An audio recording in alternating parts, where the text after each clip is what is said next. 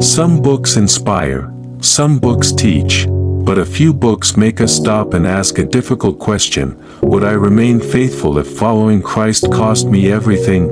Without such books, entire generations would forget the sacrifices that shaped the world they inherited. The Christian faith did not spread across continents simply because people heard the gospel. It spread because countless believers chose faithfulness over fear.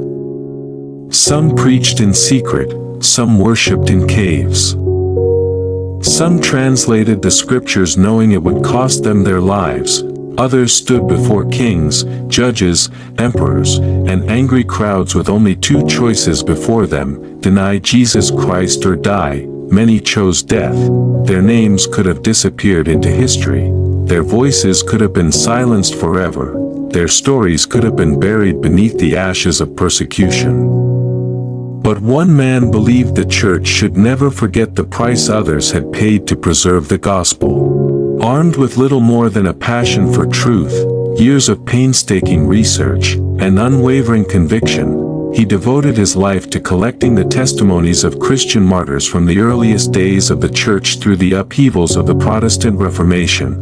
The result was a book that has challenged believers for more than 4 centuries, a book that reminded generations that Christianity was never built upon comfort. It was built upon conviction. This is the remarkable story of Foxe's Book of Martyrs. Imagine standing in a public square.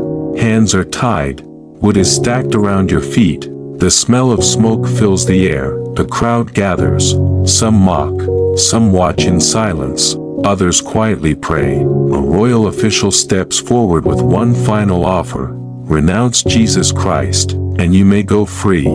Your family is watching, your friends are watching. You know exactly what will happen if you refuse. The fire will be lit. The pain will be unbearable. Within minutes the earthly life will be over. What would you do? Throughout history, thousands of Christians faced that very moment. Some were thrown to wild animals. Some were beheaded. Some were imprisoned for years. Some were burned alive. Not because they had committed crimes, but because they would not deny Jesus Christ. Their courage became the foundation upon which later generations would stand. One historian dedicated his life to preserving their stories. Many of their names might have faded into obscurity. That historian was John Foxe, and this is the extraordinary story behind one of the most influential books ever written in Christian history. Chapter 1: A Church Born Under Persecution. When many people think about Christianity today, they picture churches, seminaries, Christian schools, and millions of believers freely gathering for worship. But Christianity began very differently. The first followers of Jesus possessed no grand cathedrals, no political influence, no military protection, no wealth. They were ordinary men and women whose only crime was believing that Jesus of Nazareth had risen from the dead and was Lord over all. After Jesus' resurrection and ascension, his followers boldly proclaimed the gospel throughout Jerusalem. Thousands believed. But opposition quickly followed. The first Christian martyr was Stephen. Accused of blasphemy, he stood before the Jewish council and boldly proclaimed Israel's history, declaring Jesus to be the promised Messiah. His words enraged the crowd. They dragged him outside the city and stoned to death.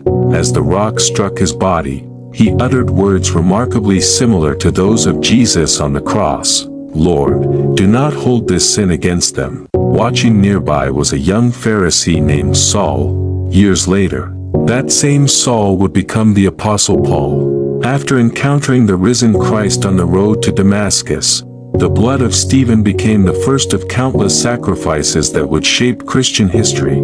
As Christianity spread across the Roman Empire, believers refused to worship the emperor as a god. To Roman authorities, this refusal appeared disloyal and dangerous. Their loyalty belonged to Christ alone. This often brought them into direct conflict with the state. Everything changed dramatically in 64 AD. A devastating fire swept through Rome. Ancient historians such as Tacitus record that Emperor Nero blamed Christians for the disaster. Whether they were responsible or not mattered little. The accusation unleashed one of the earliest and most brutal persecutions in Christian history. Believers were arrested. Many were tortured. Some were sewn into animal skins and torn apart by dogs. Others were crucified. Still others were covered in tar, fastened to poles, and set ablaze to illuminate Nero's gardens at night. Their bodies became human touches, yet even as persecution intensified, Christianity continued to spread. The Roman authorities believed they were destroying the church. Instead, they strengthened it. The courage displayed by ordinary Christians astonished those who witnessed their deaths. Among the earliest Christian leaders martyrs remembered by the church through Foxe's book was Ignatius of Antioch. He served as Bishop of Antioch, one of the most important centers of early Christianity. During the reign of Emperor Trajan, Ignatius was arrested for refusing to abandon Christ. Instead of being executed immediately, he was transported across the Roman Empire to Rome. The journey itself became part of his ministry. Along the way he wrote letters encouraging churches to remain united, reject false teaching, and remain faithful to Christ. These letters are still treasured today as some of the earliest Christian writings outside the New Testament. As he approached Rome, many believers hoped to persuade the authorities to spare his life. Ignatius pleaded with them not to interfere. He believed his death would glorify Christ. According to early Christian tradition, he was thrown into the Colosseum and killed by wild beasts. His final writings reveal not despair, but joyful anticipation of meeting the Lord he had served. Another martyr was Polycarp, an 86 years faithful servant of Christ. Polycarp had been a disciple of the Apostle John, linking him directly to the generation that had walked with Jesus. By the time of his arrest, he was an elderly man. Roman officials respected his age and repeatedly urged him to save himself. All he had to do was deny Christ. The governor reportedly appealed to him one final time, "Swear by the fortune of Caesar, curse Christ." Polycarp's response has echoed through Christian history. 86 years have I served him, and he has done me no wrong. How then can I blaspheme my king who saved me? The sentence was death by burning. According to early Christian accounts, when the flames did not immediately consume him, he was killed with a sword. His courage strengthened believers throughout the Roman world. The next martyr was Perpetua, with one of the most moving stories preserved from the early church. Perpetua was a young noblewoman from North Africa. She had recently given birth to a baby boy. Her father, who loved her deeply, begged her to renounce Christianity. He pleaded with her to think of her infant son. He knelt before her in tears, yet Perpetua remained steadfast. She believed that denying Christ would cost her far more than losing her earthly life. She and her servant, Felicity, were imprisoned together. Despite harsh conditions, Perpetua's prison diary reveals remarkable peace and unwavering confidence in God. Eventually they were led into the arena before cheering crowds. After enduring attacks from wild animals, they were executed. Their testimony spread rapidly throughout the Christian world, inspiring generations of believers to remain faithful under suffering. The Great Persecution under Diocletian, the most severe assault against Christianity, came under Diocletian in AD 303. Determined to eliminate Christianity from the Roman Empire, Diocletian issued a series of edicts ordering churches to be destroyed, copies of the scriptures to be burned, believers to offer sacrifices to the Roman gods.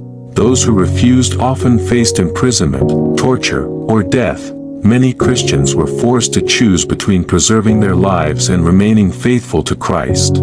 Yet every persecution failed. The more believers were scattered, the farther the gospel traveled.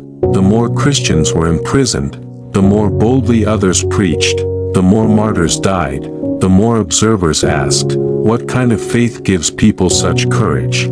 Many who came to watch executions eventually embraced the very faith they had come to despise.